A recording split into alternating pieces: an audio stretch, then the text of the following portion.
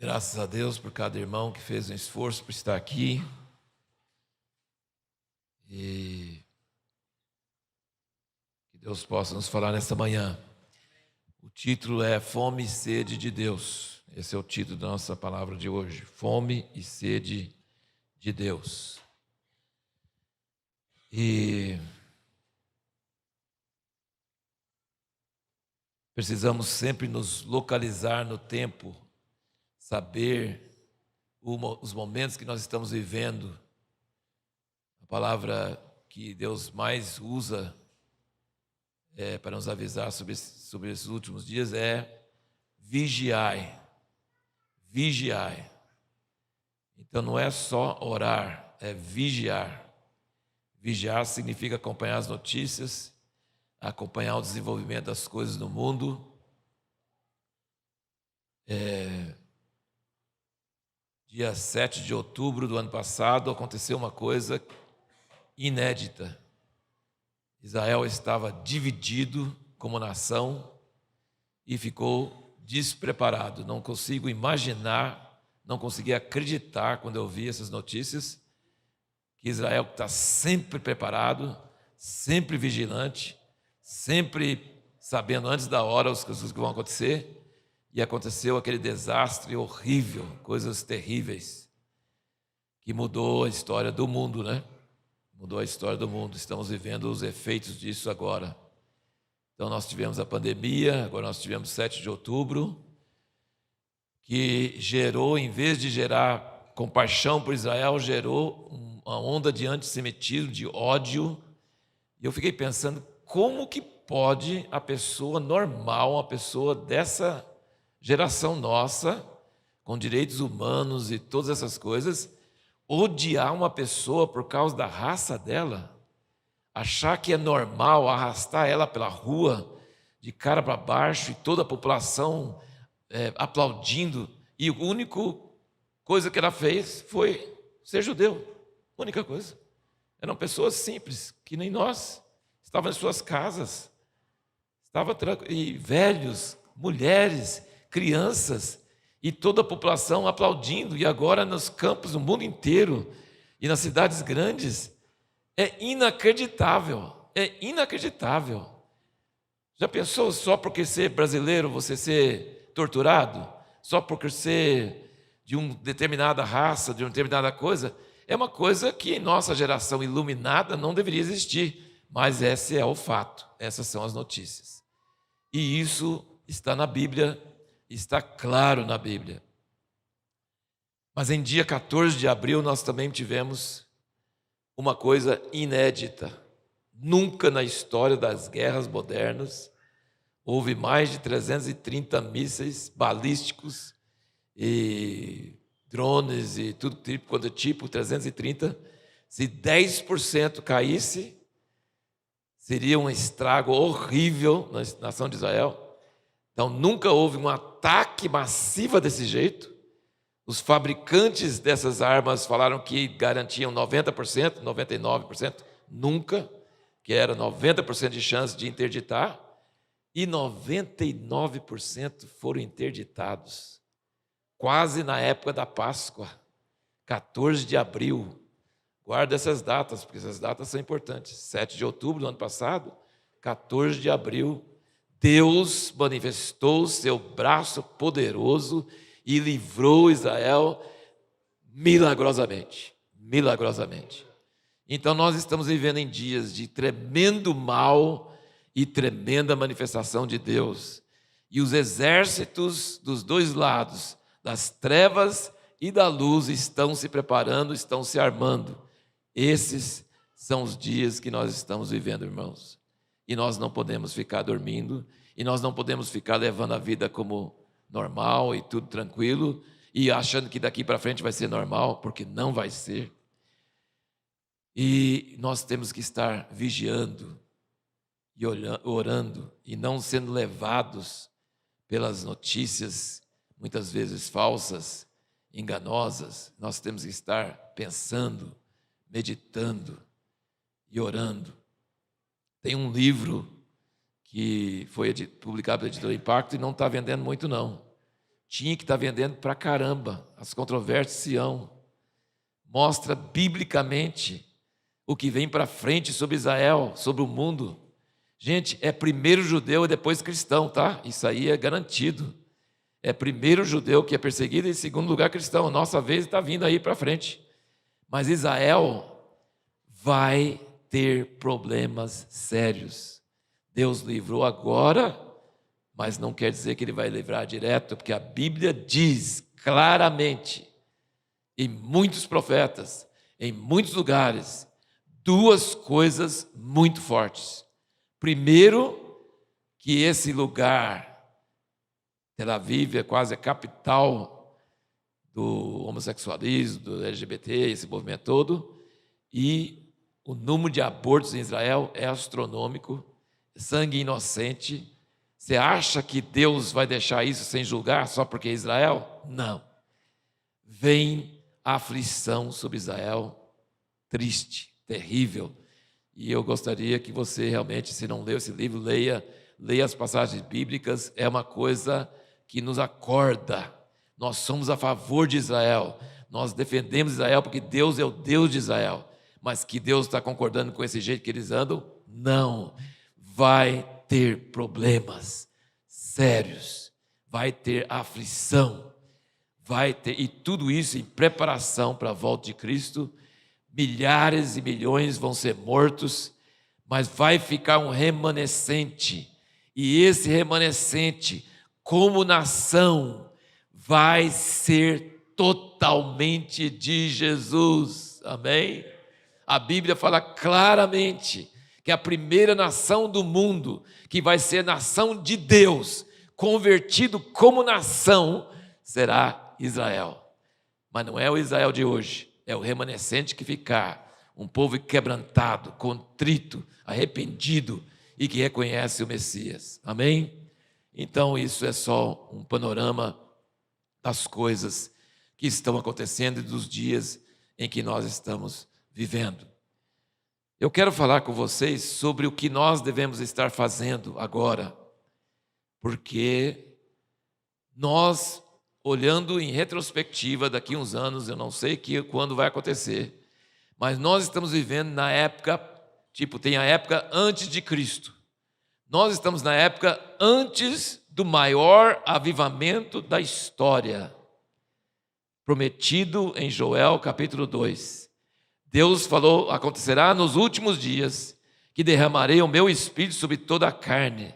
Nós veremos um derramamento do Espírito como nunca esse planeta já viu. Nós vamos ver coisas inéditas, coisas que o livro de Atos, aqueles primeiros capítulos, vão diminuir de importância diante da grandeza daquilo que Deus vai fazer nesses últimos dias. Isso é promessa de Deus. Ele não vai voltar fisicamente, Jesus, que está às destra de Deus, ele não vai voltar antes que o Espírito Santo termine sua obra. Ele não vai voltar para aperfeiçoar a noiva. Ele não vai voltar para dar uns retoques. Não. Ele volta como rei glorioso para julgar o mundo, porque o exército dele está puro, está claro, está definido, entendeu? A noiva está pronta, entendeu? Então, para isso, não é Jesus que vai fazer isso, é o Espírito Santo. E para isso precisa de um derramamento do Espírito Santo como nunca houve, e vai ser global, e não vai ser de grandes personagens, grandes homens e mulheres de Deus, não, vai ser uma obra do povo de Deus na face da terra. Amém? Só que nós não temos controle sobre isso. Nós não sabemos que dia que vai ser, que maneira que vai ser, onde vai irromper. Pode ter certeza que não vai ser do jeito que alguém está pensando. Deus gosta de confundir e Ele não vai fazer de um jeito que a gente acha. E talvez Ele comece nos lugares mais improváveis, com as pessoas que nós mais temos preconceitos. Deus é Deus. Ele vai fazer o que Ele quer, quando Ele quer, do jeito que Ele quer. Mas nós estamos nessa geração pré-maior avivamento da história. Isso depende de Deus. Mas qual é a nossa parte agora, para nós não olharmos para trás e nos arrependermos porque não utilizamos o tempo em que nós estamos vivendo? Nós não utilizamos os dias, as horas, o tempo que nós temos agora. O que nós deveríamos estar fazendo agora? Isso tem sido nossa ênfase por muitos anos. Em 2015, publicamos uma mensagem sobre o grande abalo. E Deus está abalando e vai abalar todas as coisas. Desde muito tempo nós estamos avisando a igreja sobre esses dias e sobre o que nós devemos estar fazendo. E o Eduardo trouxe meu último livro, que saiu agora, eu não tinha visto até agora. Estava demorando demais, ficou apertando ele, mas ele é enrolado. Não. Ele faz um bom trabalho, mas demora mais do que eu gosto. Eu gosto de coisa mais rápida. O livro é Preparai o Caminho, Como? E tem várias mensagens aqui, inclusive uma mensagem do Davi Wilkerson, de muitos anos atrás. Então, se você não lê, leia, porque isso vai dar muitas dicas sobre como nos preparar para esses dias. Preparai o caminho do Senhor. E tem um livro que eu estou lendo em inglês, de um irmão que é casado com uma irmã de Jundiaí, que mora em Berlim, e que está traduzindo nossos livros para o alemão. E ele está escrevendo um livro em inglês sobre o mesmo assunto. O que fazer antes que ele venha? Só que não é um livro curtinho assim, não. É um livro de 300 páginas. Mas está mexendo muito comigo. Ele pediu para dar uma lida, para falar, para sentir. Muita unção, muita direção. Eu acredito que Deus vai liberar sobre a igreja palavras nesses dias que vão formar trilhos para aquilo que o Espírito Santo vai fazer. Então, quem tem ouvidos para ouvir, ouça.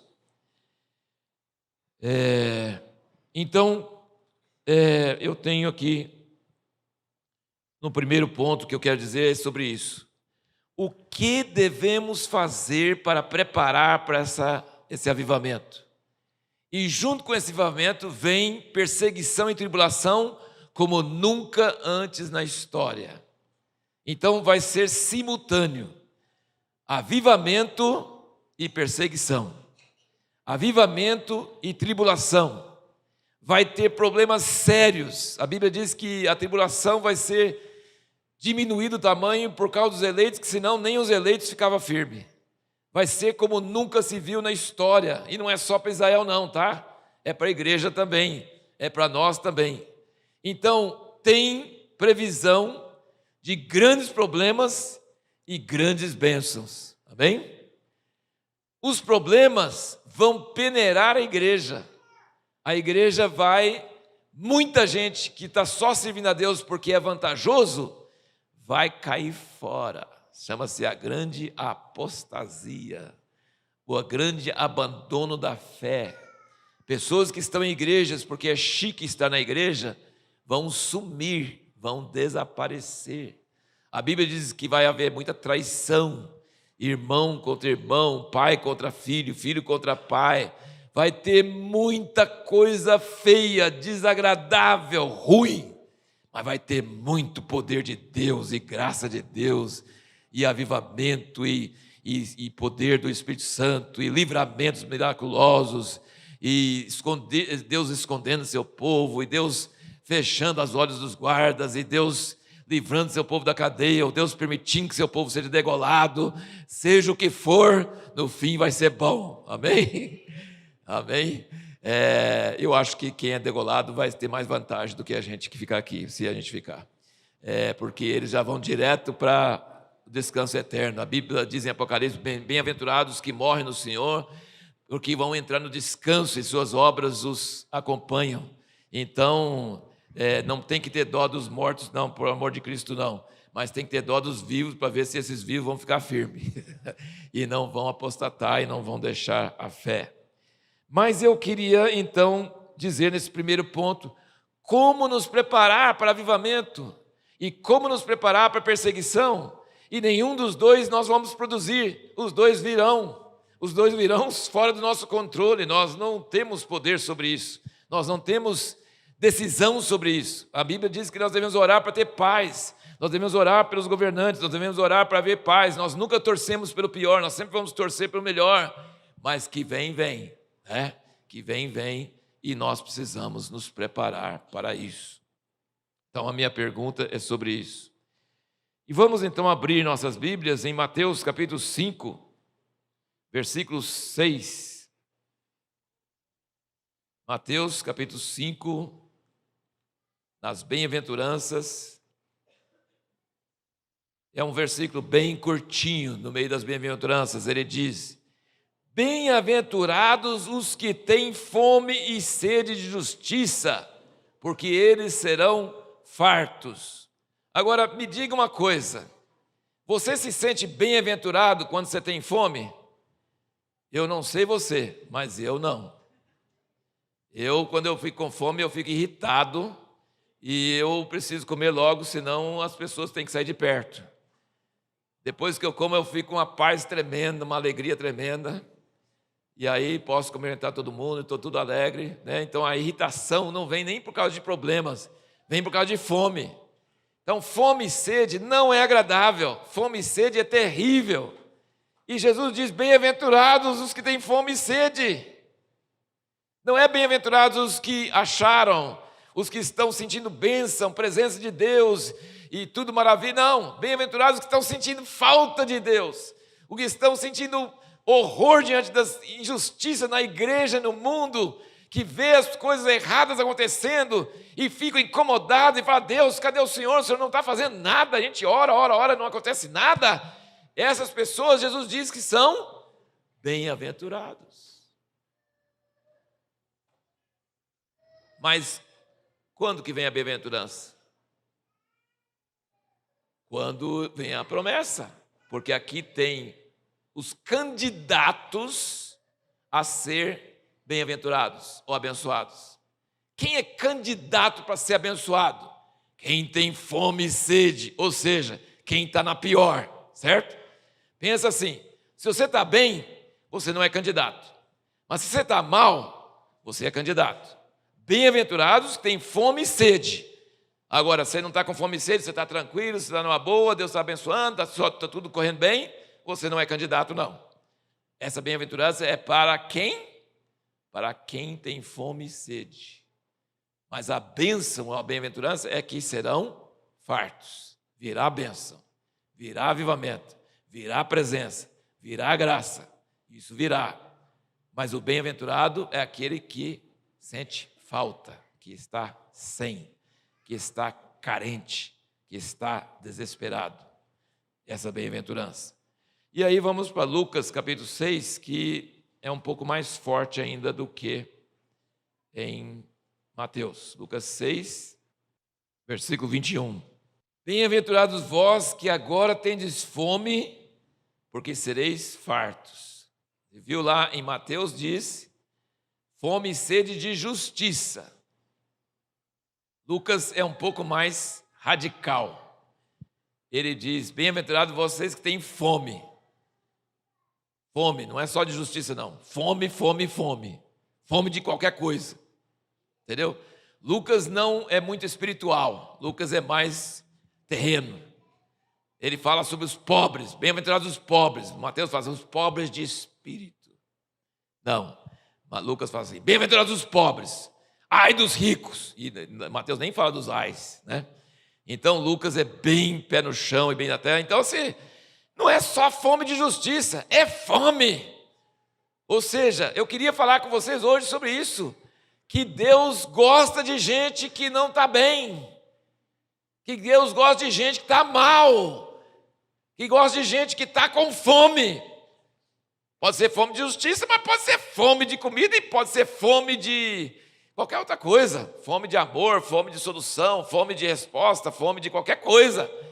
Ou seja, pessoa que está sentindo falta, que está mal. Alguém pergunta: tudo bem? Fala: não estou bem. Não estou bem. Entendeu? Esses são os candidatos dessas bem-aventuranças. Bem-aventurado, ele diz aqui: vós que agora tendes fome, porque sereis fartos. Bem-aventurado vós que agora chorais, porque haveis de rir. Bem-aventurados sereis quando os homens vos odiarem. Ou seja, você não vai ter muitos likes, Entendeu? Você não vai ter uma igreja com milhares de pessoas. Os homens não vão te aplaudir, eles vão te odiar, porque você está falando coisa que eles não gostam. Quando isso acontecer, bem-aventurados sois. Vocês estão entendendo? É meio contrário à nossa mente, não é verdade? Deus está abençoando, nossa igreja está cheia de gente, tem muitas pessoas ouvindo nossos podcasts, nossas coisas assim. É sinal que tem unção, é sinal que Deus está abençoando. Jesus não está dizendo isso, não. Ele está dizendo, bem-aventurados sois quando os homens vos odiarem, quando vos expulsarem da sua companhia, quando vos injuriarem, rejeitarem o vosso nome como indigno por causa do Filho do Homem. E aí depois vem os ais, versículo 24. Ai de vós que sois ricos, porque já recebeste a vossa consolação. Ai de vós que agora estáis fartos, porque tereis fome. Ai de vós que agora rides, porque lamentareis e chorareis. Ai de vós quando todos os homens vos louvarem, porque assim faziam seus pais aos falsos profetas. Eu não estou negando, irmãos, que Deus vai ter uma grande colheita de almas, que muita gente vai ser salva, que muitas pessoas que têm o Espírito Santo vão aplaudir e vão concordar. Não estou negando isso. Mas estou querendo dizer que nós precisamos mudar nosso conceito interior de querer que as pessoas nos aplaudem. Nós precisamos nos tornar candidatos, como Jesus diz aqui, de alegrar quando nos injuriarem e nos expulsarem e falarem mal e maldizentes e falarem tudo quanto é tipo de mentira sobre nós. Nós devemos nos alegrar porque fizeram assim com os profetas. Então, quem é candidato para ser farto? Quem tem fome. Quem é candidato para rir? Quem está chorando. Quem é candidato para Deus elogiar? Quem está recebendo muitas maledicências e pessoas falando mal deles. Por causa de Cristo, por causa dele. Amém? Esse é o nosso segundo ponto. Estamos falando sobre, o primeiro ponto é como preparar para a perseguição que virá e para o avivamento que virá. O segundo ponto é que Deus tem promessas. Mas nós precisamos nos tratar de ser candidatos. E o candidato para essa promessa é fome. Se você não tem fome, você não é candidato. Você não é o destinatário dessa promessa. Tá certo? Então, a terceira pergunta é uma pergunta lógica.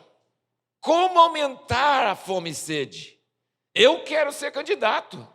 Eu quero ser o destinatário dessa bênção. E eu preciso ter mais fome, então. Mais fome e mais sede. Como aumentar a fome e a sede para sermos esses candidatos? Irmãos, e aí vem a minha exortação para mim e para vocês e para a igreja de modo geral. Nós precisamos parar de saciar essa fome com coisas naturais, remédios, comida. Cristão não bebe, não fuma, mas que come é uma desgraça. E fala de comida, e reúne em comida, e fala de comida, mata a fome de Deus com comida. É pecado ter comida? Não. Mas mata a fome. Nós precisamos tomar muito cuidado, porque nós podemos estar saciando nossa fome com seriados de TV, com filmes, com festas, com comida, e nenhuma dessas coisas é pecado. Mas está matando a fome, você sente necessidade, ou com as redes sociais, e não aguenta ficar sem Wi-Fi, sem celular. Eu estou só dando exemplos, viu, gente? Tem muita coisa, e nenhuma dessas coisas é pecado. Nenhuma dessas coisas é pecado. Nós podemos estar matando a sua fome com a obra de Deus. arrumando eventos, viagens, ministrações e coisas, e na correria, eu estou fazendo a obra de Deus, mas você não para ter fome. Eu não estou pregando para vocês, eu prego para mim mesmo. Como aumentar a fome de Deus? Ou você vai esperar perseguição? Você vai esperar que tudo seja tirado? Ou você pode cultivar a fome sem perseguição? Agora. Não é uma vergonha? Deus precisa perseguir a igreja, permitir perseguição à igreja, para que aí ela fica dedicada, aí ela clama, aí ela ora, aí ela tem desespero. E não é só perseguição. Eu acho que vocês todos vão identificar que na sua vida pessoal, no momento de crise, é que você mais chegou perto de Deus, não foi? No momento de crise. Mas precisa de crise para você chegar perto de Deus? Você não pode criar uma crise. Você não pode criar uma crise artificial. Tem comida em casa, mas não vou comer, vou jejuar. Tem nenhum problema de saúde, nenhum problema na família, nenhum problema no emprego, não tem falta de dinheiro, mas eu vou doar até ficar com falta de dinheiro. Eu vou fazer uma coisa para doer, eu vou fazer uma coisa para sentir falta, eu vou aceitar ter depressão e coisa, porque aí eu sou candidato para Deus operar. Eu vou ficar ruim e vou admitir que estou ruim e não estou bem, mas aí eu sou candidato para essa bem-aventurança. Porque eu não vou aceitar matar essa fome com coisas lícitas, porém, que acabam com a fome, que satisfazem. E presta bem atenção, gente, eu não estou falando de um extremismo, de um fanatismo, não estou falando de de negar coisas que o Espírito Santo nos dá. Não estou falando sobre isso, não. Estou dizendo que o Espírito Santo conduz cada um de nós para uma sede, uma fome, para a gente cultivar. Deus vai mostrar para você como você deve fazer. E Ele diz que isso tem que ser em secreto. Quem jejua tem que parecer para os outros que não está jejuando. Ele não tem que estabelecer uma regra sobre todo mundo na nossa igreja, nossa comunidade tem que fazer, não tem que fazer nada. Você tem que fazer o que Deus coloca em seu coração para fazer, para você aumentar sua fome, sua sede. Não espere os problemas, arrume problema para você ter sede de Deus. Eu acho que a maioria de nós não precisa arrumar problema, que tem bastante, né? Mas aproveita seus problemas, aproveita a angústia que vem, aproveita aqueles momentos quando você fala assim, eu preciso entrar na rede social, ou eu preciso assistir um seriado, ou eu preciso comer, ou eu preciso... Não, vou curtir esse momento no sentido assim, eu preciso de Deus, eu preciso da presença. E eu estou com sede, porque eu não estou sentindo nada dessa presença. Eu não estou sentindo nada, nem natural, nem espiritual, nem nada. Eu estou ruim, eu estou mal, mas eu estou esperando nele. Me vem muita memória de uma pessoa sentada num ponto de ônibus e passa muitos ônibus e nunca é o ônibus dela. E ela vai passando 9 horas da noite, 10 horas da noite, 11 horas da noite. Não passa. E alguém fala assim, você vai ficar esperando? Talvez não vai passar. Pega um que para quarteirão da sua casa e anda um pedaço. Não. Para mim só serve esse ônibus e eu vou ficar esperando. É essa atitude que Deus está querendo, sabe? De que nós não aceitamos paliativos.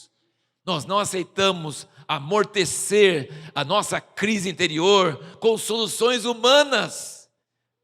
Nós não aceitamos, nós queremos Deus. Tinha uma música antiga, né? Eu quero é Deus, né? Eu quero é Deus. Temos que ter isso, eu quero é Deus. O salmista, você lê os salmos, o salmo é tudo assim. Minha alma está angustiada, eu estou afogando, eu estou aqui no brejo, eu estou quase entrando na boca, eu estou afogando, o senhor não está escutando nada, o senhor não vai fazer nada. Nos salmos é assim. Esse é o cara que está com fome e sede. E tem bem-aventurança. Nós somos candidatos. Quando você tem uma crise violenta e corre a Deus e chora e ora como você nunca orou antes, maravilha. Mas se você puder fazer isso sem crise, melhor ainda. Minha exortação nessa manhã é essa. Não tem segredo, assim, não tem uma fórmula. Não tem uma fórmula. Jesus disse que nos dias, será como nos dias de Noé, comiam, bebiam, casavam, davam casamento, compravam e vendiam. Todas essas coisas a gente tem que fazer. A gente tem que comer e beber, a gente tem que casar, tem que construir, tem que vender e comprar. Todas essas coisas tem que fazer. Mas ele está dizendo que as pessoas nos últimos dias, não é o pecado que é o grande problema, sabe, gente, da igreja. O pecado não é um grande problema. O problema nosso é ser amortecido com coisas lícitas, coisas corretas. E você não tem angústia, não tem desespero, não tem intensidade, não tem fome. Que Deus nos ajude a ter fome. Deus nos ajuda a ter fome. Isso nós podemos fazer antes do avivamento. Isso nós podemos fazer agora. Nós podemos fazer isso.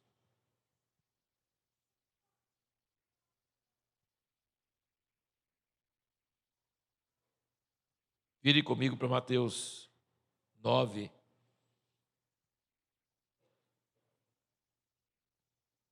Mateus 9,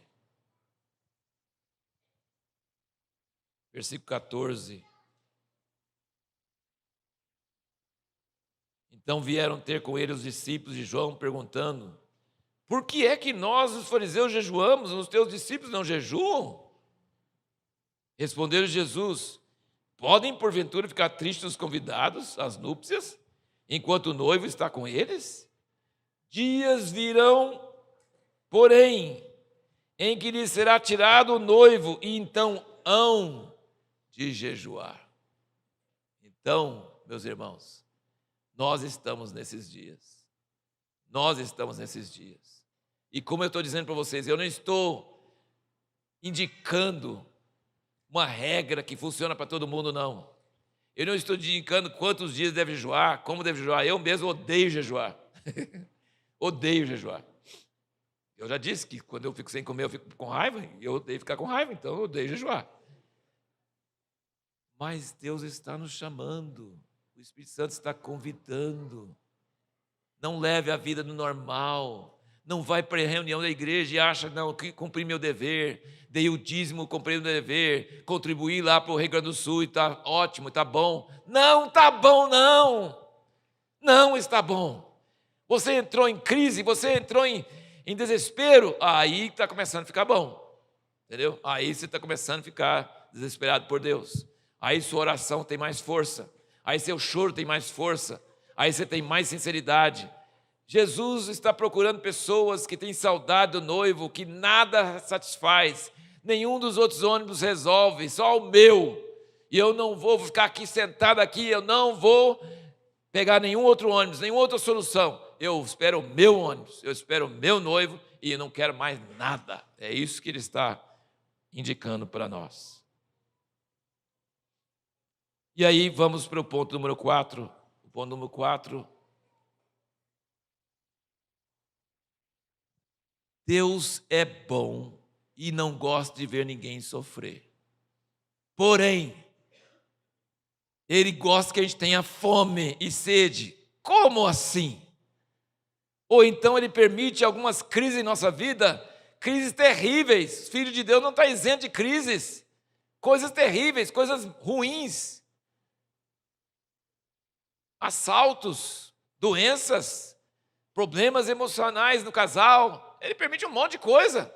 Ele permite. Mas se Ele não gosta e Ele é todo poderoso, por que Ele permite? Deixa eu te dizer, Ele permite porque ele está em vista de um bem maior. Sabe? Presta bem atenção nisso. Ele não gosta de dor, de sofrimento, de fome, de doença, de crise. Ele não gosta. Mas se isso vai produzir uma coisa melhor, ele permite, porque ele tem nosso bem em vista. E qual é o bem em vista que ele tem? Presta bem atenção, gente, que eu queria que Deus tocasse seus corações nesse sentido. Ele quer criar um vazio dentro de você, maior, para caber mais dele. Ele quer esvaziar você de si mesmo e dessas coisas corriqueiras que não matam a fome.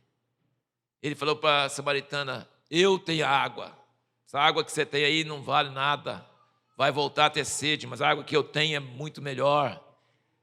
Ele está falando, ele está muitas vezes tirando de nós conforto financeiro, conforto de saúde, conforto de outras coisas, porque ele quer aprofundar um buraco dentro de nós, um vazio, uma necessidade, e aí você vai ter mais capacidade para Deus. Isso é bom demais. Ele só permite o mal para conseguir um bem maior. Ele só permite coisa ruim porque ele quer uma coisa muito melhor. E nós precisamos que esse buraco, que esse vazio, que esse mal-estar, que essa vida rotineira que nos enche a paciência, que essa fome e sede de uma coisa maior, que isso aumente, para que Deus nos encha muito mais do que nós temos tido capacidade. Quanto mais você sofre, mais você cabe a Deus. Quanto menos você sofre, mais você é superficial. Você é uma pessoa que não cabe muito de Deus em você. Sabe? Vocês estão entendendo o que eu estou falando, irmãos? Deus é bom, Ele não gosta de coisa ruim, mas coisa ruim acontece porque Ele está em vista um bem maior. Ele está com vista um bem maior. Ele quer que você... Então, vamos pensar juntos sobre isso. Por que Deus demora a responder? Por que a gente busca, ora, e Ele não responde? Por que demora? Ele é todo poderoso, podia fazer na hora. Por quê? Porque essa busca, essa sede, esse desespero, esse sofrimento, essa saudade, está fazendo uma obra de Deus divina dentro de nós. Se Ele respondesse rápido, essa obra divina não aconteceria. Mas porque demora, a busca está formando raízes profundas em nossas vidas, está nos aproximando de Deus. Então vale a pena demorar. Ele fala assim: não vou responder agora.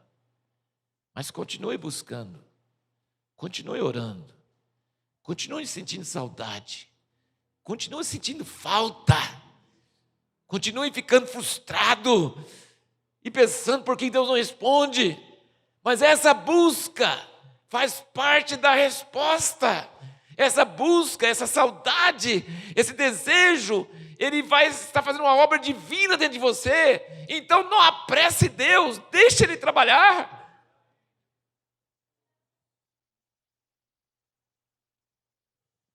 Vamos ler aqui em Tiago capítulo 1, versículo 2, ele diz o seguinte: meus irmãos, tende por motivo de grande gozo. Gente, essa coisa na Bíblia é um negócio impressionante. Quando todos os homens falarem mal de você, e maldizerem você, expulsar você, fica alegre, canta de alegria. Meu Deus do céu, isso é difícil. E aqui ele diz: tende por motivo de grande gozo o passar por várias provações, sabendo que a aprovação da vossa fé produz a perseverança. E a perseverança tem a sua obra perfeita. Estão ligando com aquilo que eu acabei de falar? A busca precisa demorar. A busca não pode ser rapidinho, facinho. Não. A busca tem que ser demorada. A busca tem que ser intensa. A busca tem que afetar suas emoções. A busca tem que levar você ao desespero. Porque quanto mais desesperado, mais perto de Deus você está. A busca precisa ter a sua obra perfeita. Deixa a perseverança e fala assim, a perseverança tem a sua obra perfeita. Fica no ponto, não pegue outro ônibus. Fica lá, persevere, não desista, não procure resolver com coisas daqui da terra.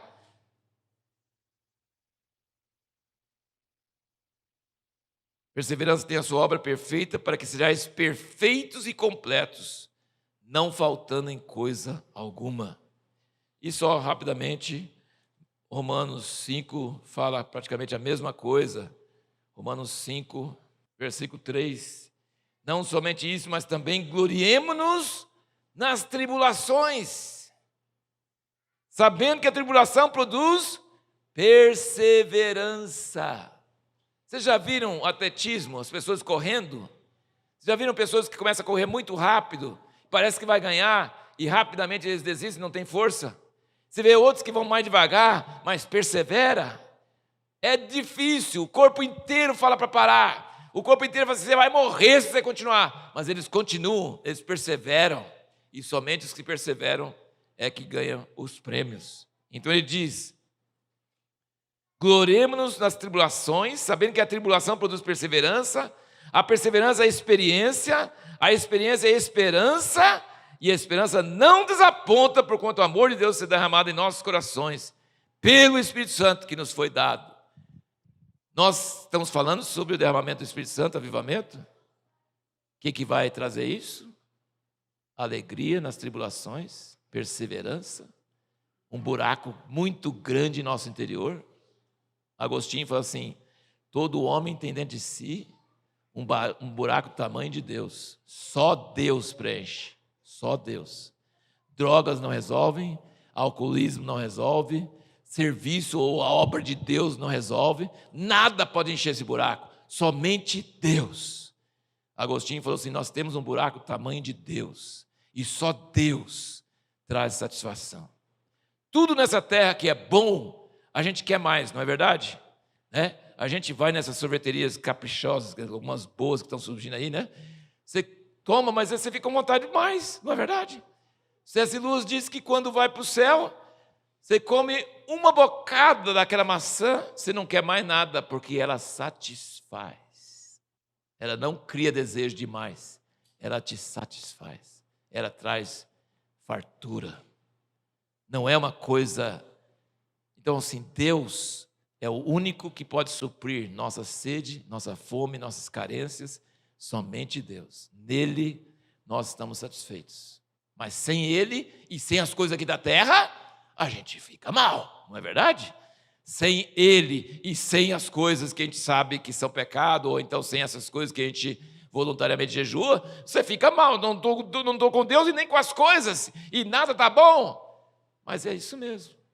É essa fome e essa sede e essa exigência que seja Deus que nos encontre, que nos torna candidatos para receber a graça de Deus.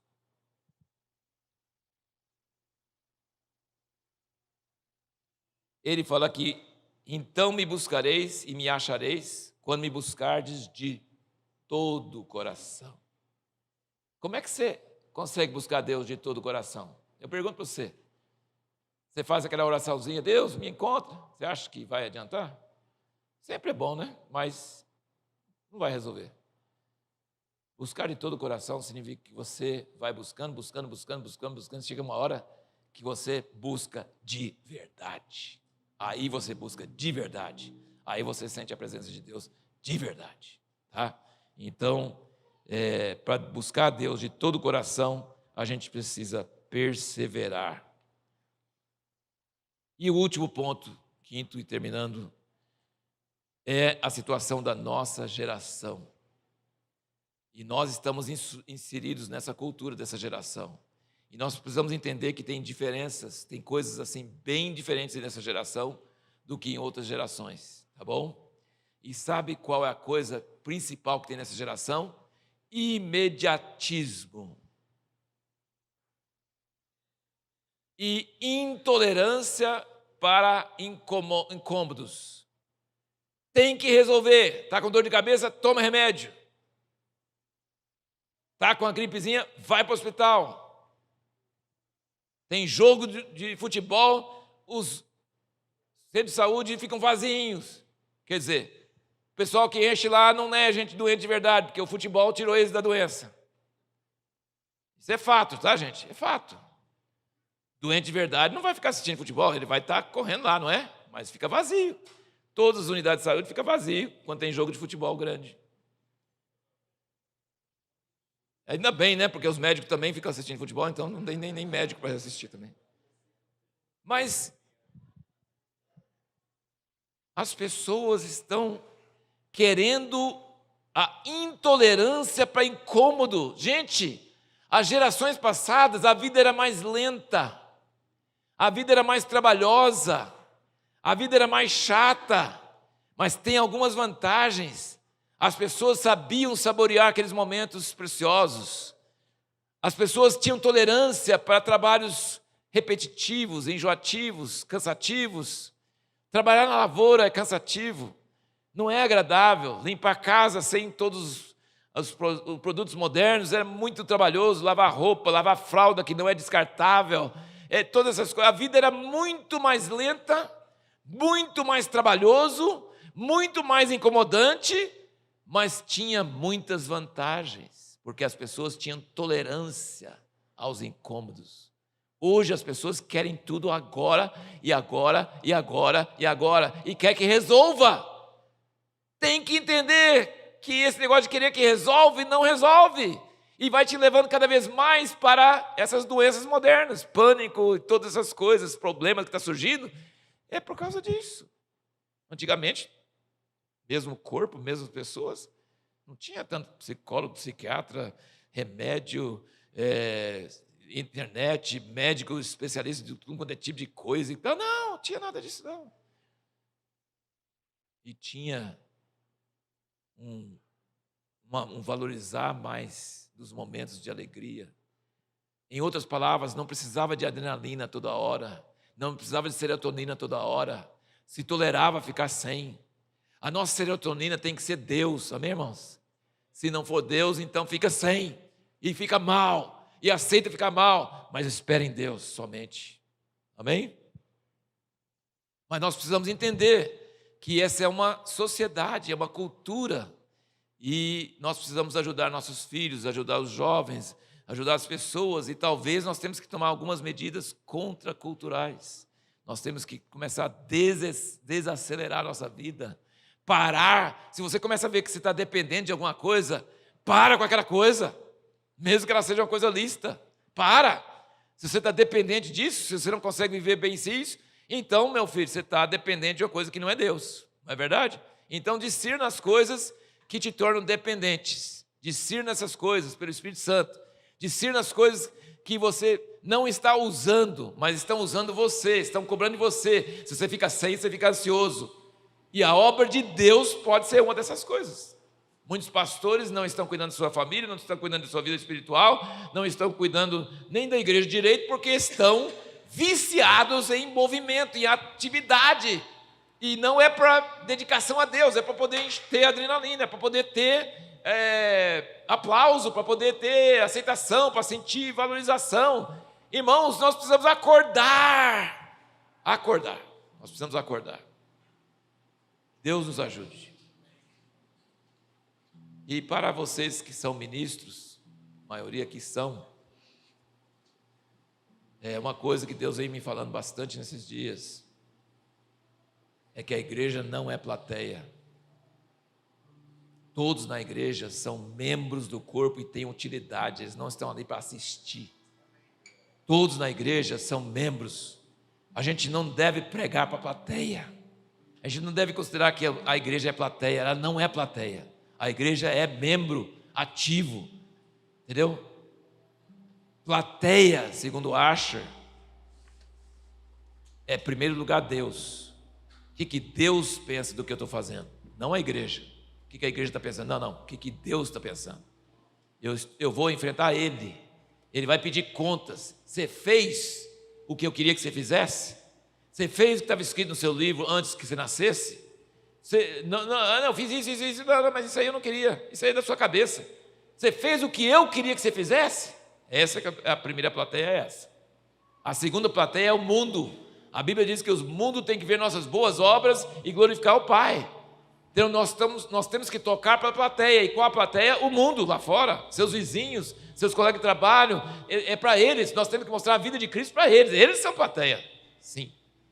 E em terceiro lugar, os principados e potestades. Deus quer apontar para nós e falar assim: ó, diabo, está vendo? Esses aí têm o Espírito Santo. Esses aí são cópias de Jesus. Esses aí têm a vida de Jesus. E você acha que não pode ser, mas eles são. Então eles também são plateia. Ele vai mostrar aos principados e potestades a grande obra que Jesus fez na cruz através de nossas vidas.